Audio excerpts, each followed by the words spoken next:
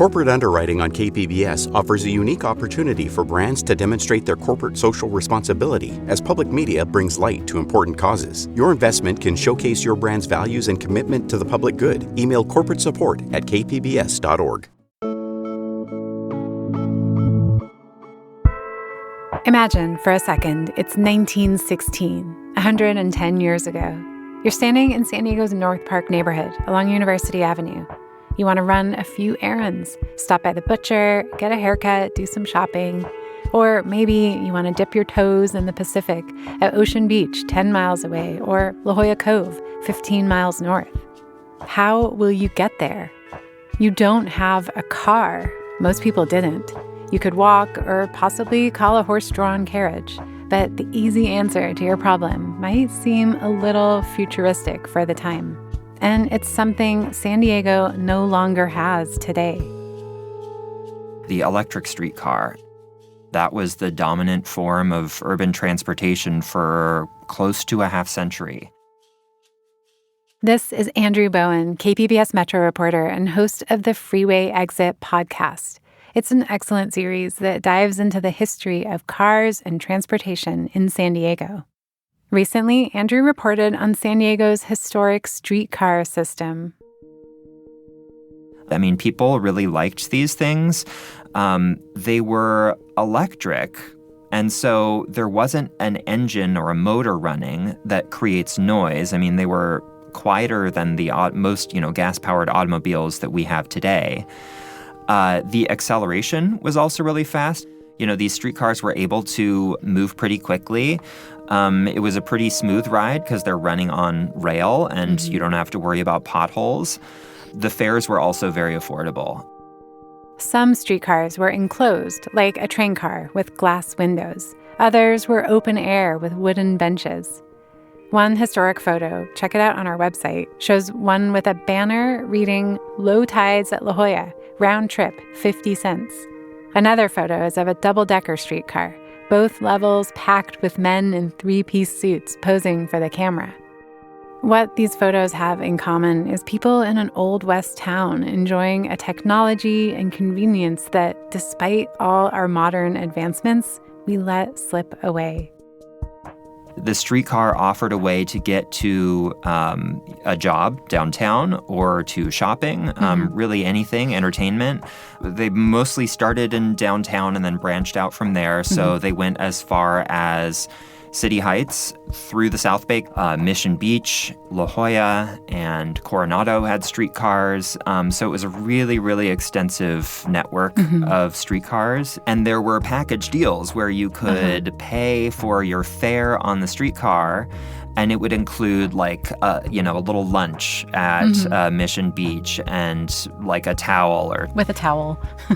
Yeah, I mean, beach. When I've talked to people about this history who are not familiar with it, it's mind-boggling to them to imagine a San Diego where you could take a train to the beach. Like, we all wish that, I think, that were an option for us. Andrew tells us about the surprising way the streetcar system came to be and the huge influence it had on how the region still looks today.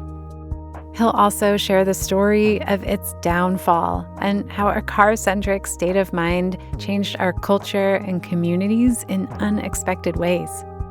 And he'll introduce us to people who, in 2026, are trying to bring the electric streetcar system back to life.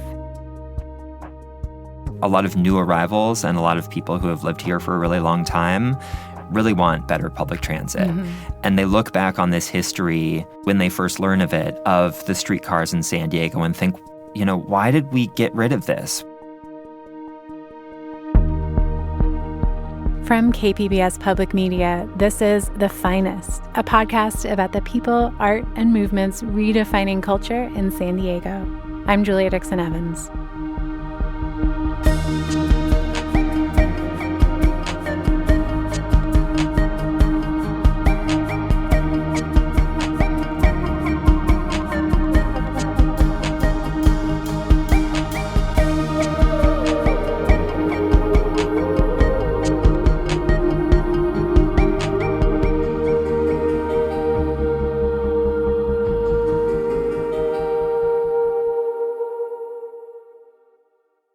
Watch programs on your schedule with the KPBS Plus streaming service.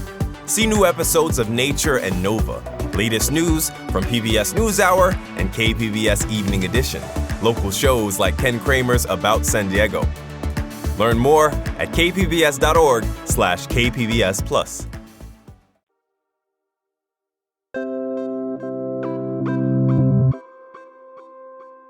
Okay, I want to talk about streetcars. Yeah, me too. Great. Can you talk about what you learned about how the system was implemented in the first place?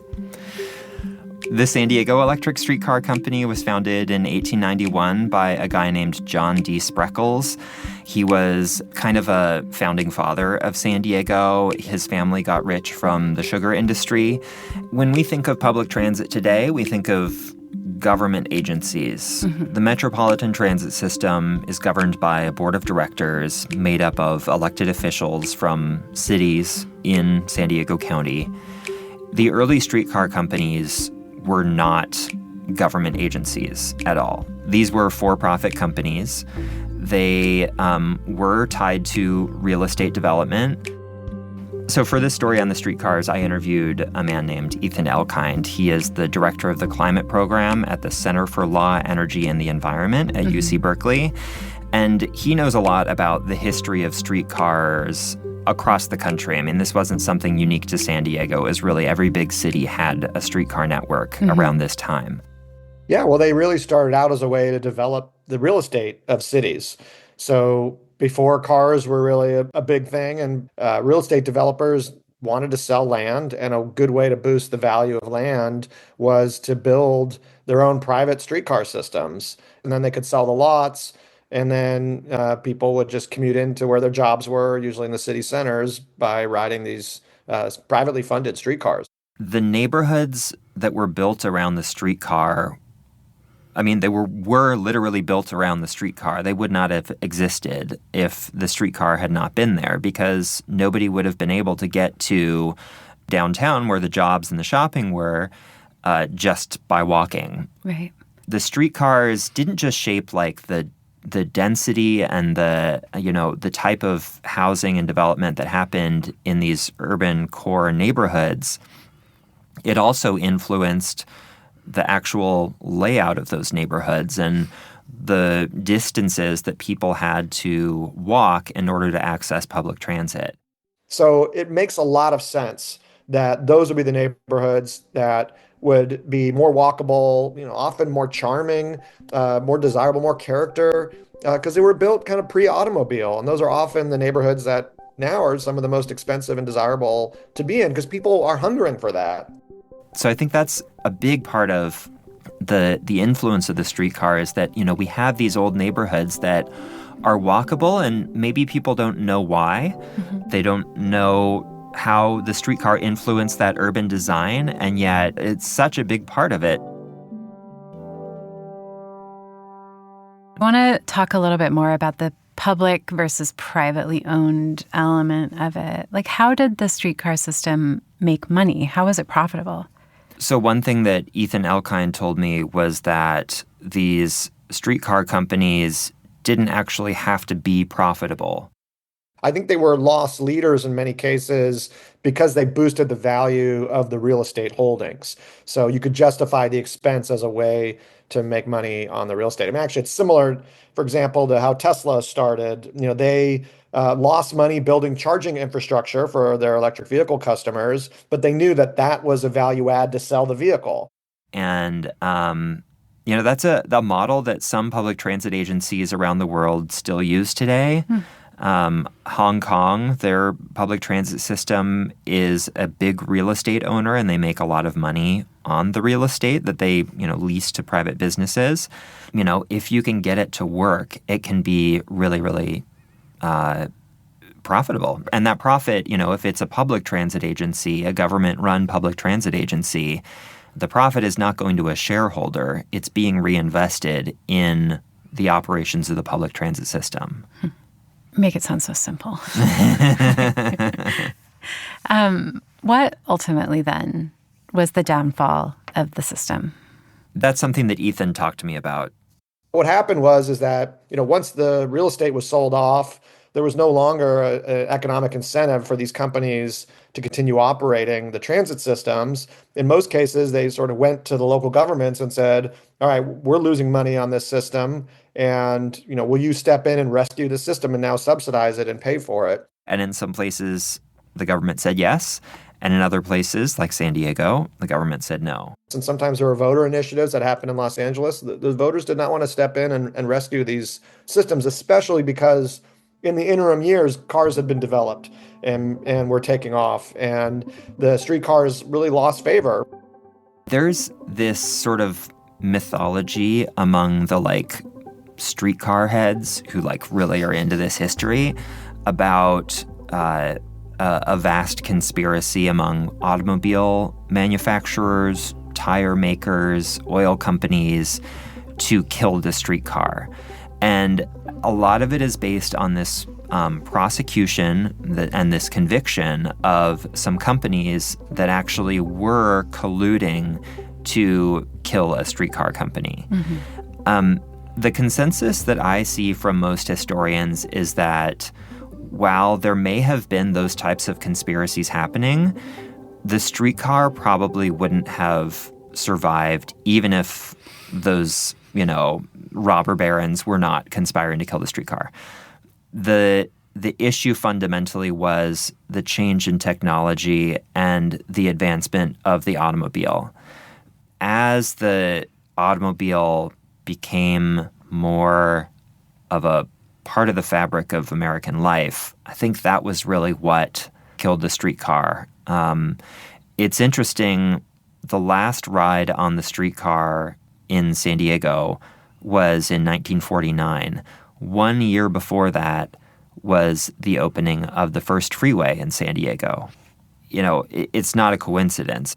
And I also want to be clear that while it's true that there was a consumer preference for cars at that time, there was also a lot of government intervention to promote the automobile.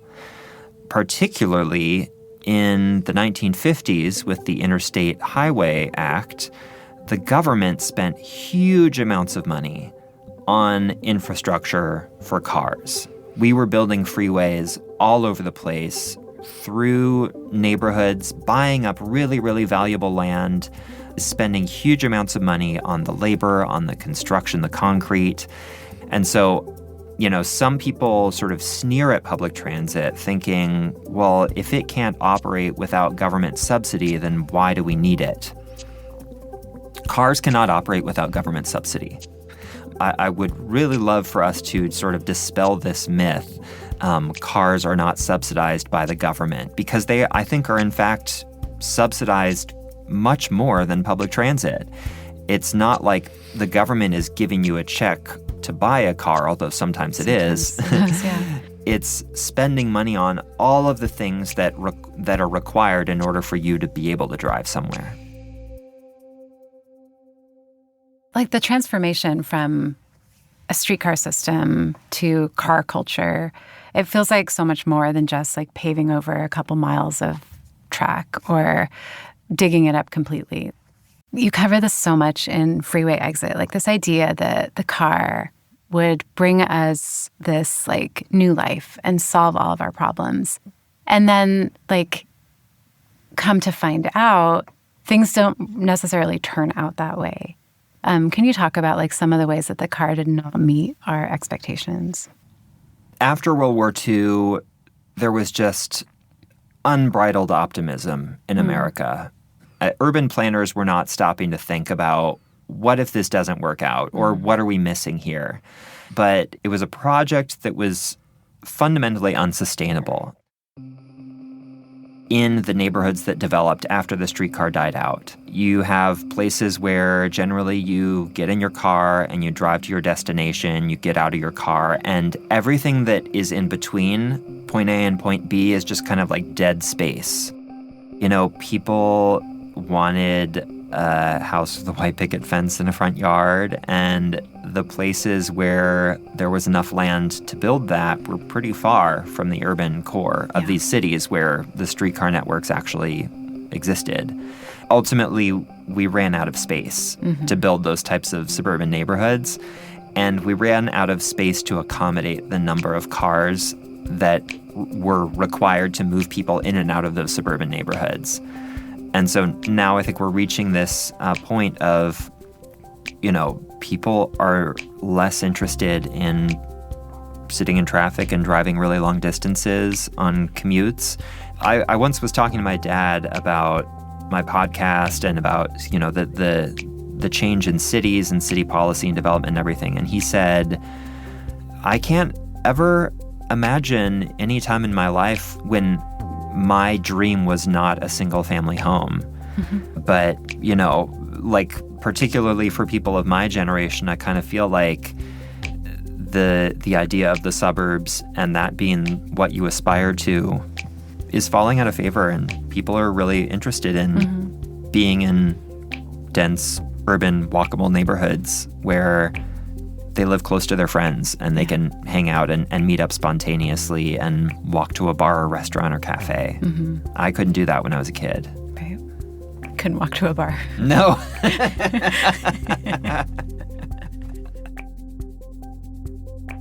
Coming up, the people trying to restore this electric streetcar magic in San Diego. Stay with us.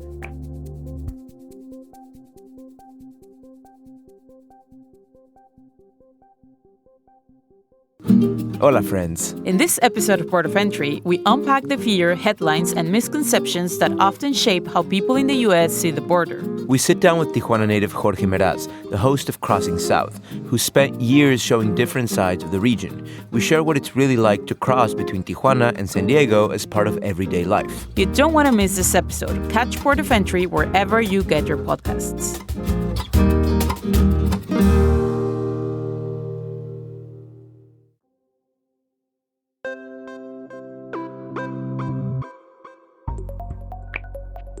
We're back talking streetcars with Andrew Bowen, KPBS Metro reporter. For some people, the streetcar isn't just history, it's a blueprint for San Diego's future. We have buses, but the reality of the system today leaves a lot to be desired compared to the streetcar system from a century ago. Buses are fine and good, but don't have the same level of experience. I mean, buses run on the streets and they can hit potholes. A rail runs on, steel tracks in the ground, and it's a much smoother ride. Rail Less is subject to traffic. Yes, Yeah. I mean the rail will have generally its own dedicated right of way, so it doesn't have to wait behind cars. It's tempting to look back on this time and just get mad at those people, why didn't you build a better city for us?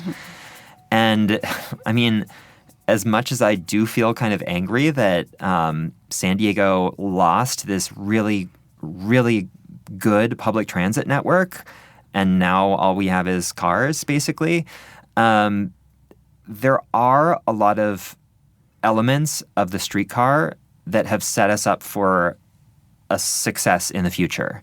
The fact that these urban neighborhoods like North Park, Hillcrest, Bankers Hill are built in this very efficient grid layout and could accommodate a new streetcar if we were to build one again, all of those are thanks to the history, the early development of San Diego as a streetcar city.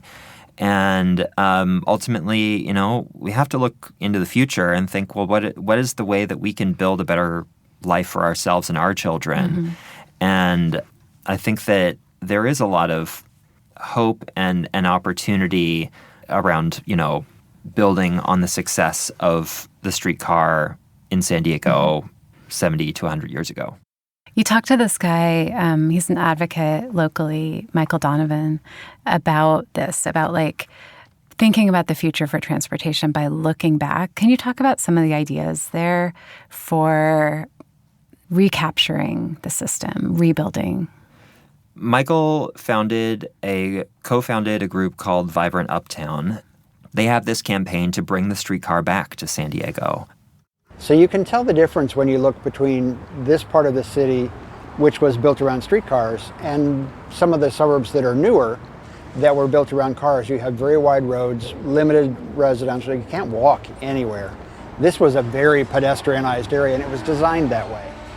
the idea now is to try and get back to that. And they see, this future version of the streetcar is different from the trolley that we have. The trolley generally takes people really long distances, but they imagine the next version of the streetcar in urban San Diego as something for shorter distances, and something that people could use to not just get to jobs, but also get to shopping or nightlife even, or, visiting friends in other neighborhoods. If I wanted to get down to North Park to go to a restaurant and I could hop the streetcar, I would. There's no point trying to look for parking at that point. I would just go down to the streetcar, hop on, maybe hop off part way and buy something at a small store and then go on the rest of the way. It's a very different kind of commute.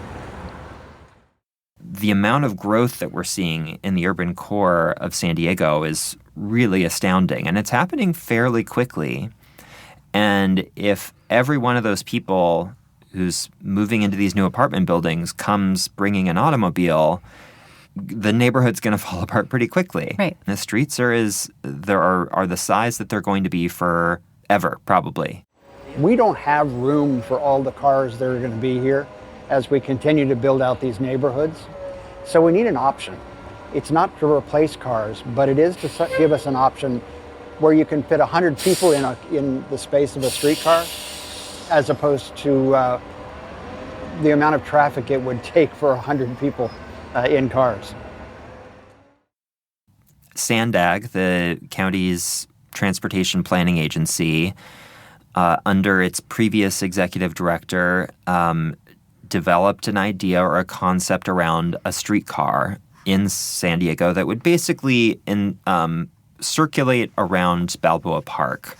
It would, and along perhaps some of the same routes that the previous streetcars used to go.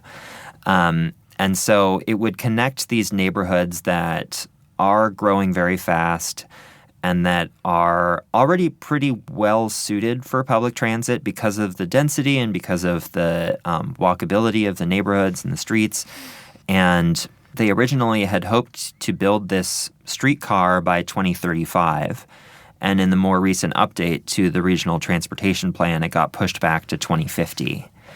And so what Michael and the folks with Vibrant Uptown are trying to do is figure out a way to move up that timeline and bring back the streetcar sooner so that the people who are, reviving the urban core of San Diego by moving into these new apartment buildings don't have to wait so long for that kind of future where they don't need to drive everywhere and they can just hop on a streetcar to take them around the neighborhood. There are several things that we're looking at. The first is to get the neighborhoods on board. We're past that hurdle. The second is to get the planning done. We've got a few good leads right now as to where we can come up with the $500,000 to get that started. Once that happens, then we'll hold town halls throughout the neighborhoods to work with SANDAG to make sure that we're doing it in a way that people will use it at the end of the day. One thing that I think the people, the Imagineers of the mid-20th century got right is they were thinking long-term. They were looking into a future where their children, their grandchildren would be thriving. And I think today we tend to be pretty short-sighted with our planning decisions. And, while this streetcar might take a generation to build, if we don't start planning and talking about it now, when is it going to happen? Just because we changed something doesn't mean it was the right decision at the time. As these neighborhoods are growing, and they're growing at a crazy rate, we're going to get 50,000 new people in this neighborhood. We're not going to get 50,000 cars in this neighborhood. So maybe it's time to rethink and learn from what we did in the past and revive the streetcars that we once had through neighborhoods that were originally designed for them. There's some interesting research recently on people's attitudes towards car-free living and how open they are to that type of lifestyle. They could imagine it for themselves someday. And there is an unmet demand right now. There are people who want that life for themselves, and maybe they want that for their children. They just don't see the pathway to get there, and they don't see the options in front of them. What's like a baby step recommendation that you would have to, like, I don't know, to somebody who's wanting to make some changes, or maybe like start changing the way you think about transit? I think people who are curious about public transit but maybe a little intimidated may not know just how easy it is to pay your fare, and, you know, like, make it fun. Go with a friend, decide to ride the bus, you know, one place and back. If that's something that you're curious about, I mean, when you ride public transit often enough, like, there are really beautiful experiences that you get to witness. I just did a story recently about the cost of transportation in San Diego and how San Diego has one of the highest transportation cost burdens in the country. So more of our income is going towards transportation than other cities. And like on an individual level. Right, on a household level. Yeah. And that's largely because of the necessity of owning a car, the necessity of the distances that we have to drive. You know, we have to drive longer distances than other places. And so I interviewed this woman, Monica de la Cruz. She's been car-free for, I think, close to 10 years now. And she said, you know, while she enjoys the experience of, like, not needing to find parking or, you know, just being able to hop on the bus and go, some of the greatest and most rewarding experiences on public transit are just being around other people who ride public transit. I love how often, you know, there'll be a parent with a young child and I get to see, like, a baby, and there'll be other passengers on the bus that try to make them laugh, and it's just really nice to see. And it's just like a spontaneous thing that you don't really expect in your commute as you're going to do errands and going to the grocery store, but it just feels way more like you're part of a community, and these little interactions all make it feel worth living here, and that I am a part of San Diego so much more so than when I was alone stuck in a car. You know, these are the human connections that I think we crave so much right now in our society that is very, like, disconnected and divided by devices and politics and everything. And being in a space where everybody's in the same boat, or literally not boat, but like everybody's in the same bus. We're all trying to get to the same place, or generally the same direction.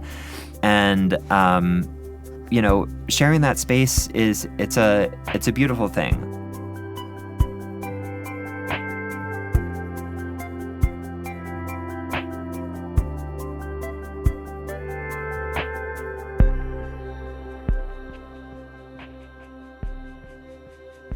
Special thanks to Andrew Bowen, Ethan Elkind, Michael Donovan, and Monica de la Cruz. You can find photos and route maps from the San Diego electric streetcar line on our website. And thank you so much for listening. If this episode resonated with you, please subscribe, leave a rating or comment. It makes a real difference and helps stories like these reach more people. The Finest is a production of KPBS Public Media in San Diego. I'm your host, Julia Dixon Evans. Our producer is Anthony Wallace, who also composed the score. Ben Redlosk is our engineer, and Chrissy Wynn is our editor. This episode was written and researched by Anthony and me.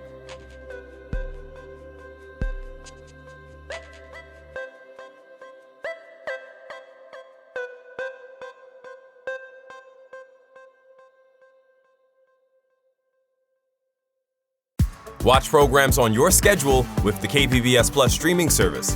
See new episodes of Nature and Nova, latest news from PBS NewsHour and KPBS Evening Edition, local shows like Ken Kramer's About San Diego. Learn more at kpbs.org/KPBS Plus.